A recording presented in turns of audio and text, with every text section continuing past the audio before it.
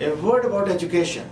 America used to have a world-class education system, and in many places this is still the case.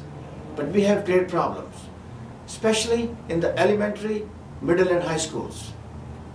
Our high school students are graduating at a terribly low rate, and it is impossible for us to compete globally with a poorly educated populace.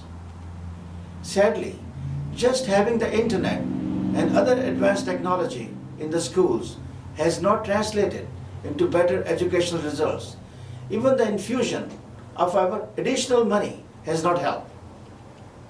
The US Department of Education budgets $62 billion, but these very high expenditures haven't produced a literate and competitive populace. The government is not good at creating anything or adding value. When the government really wants something done, they get the private sector to do it via competitive bidding.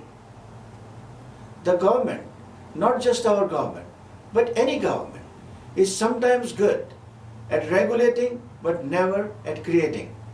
This applies to education as well as almost every other field.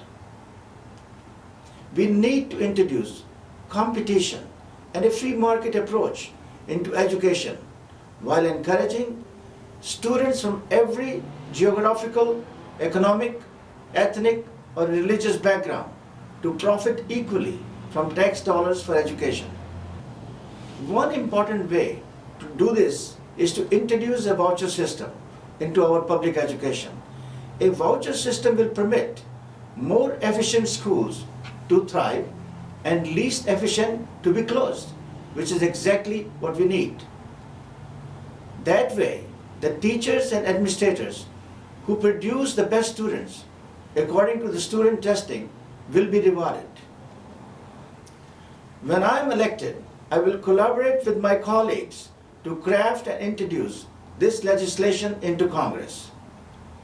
There is another way that I can think to improve the situation of every young person who is working hard to better themselves and build a life and economic future.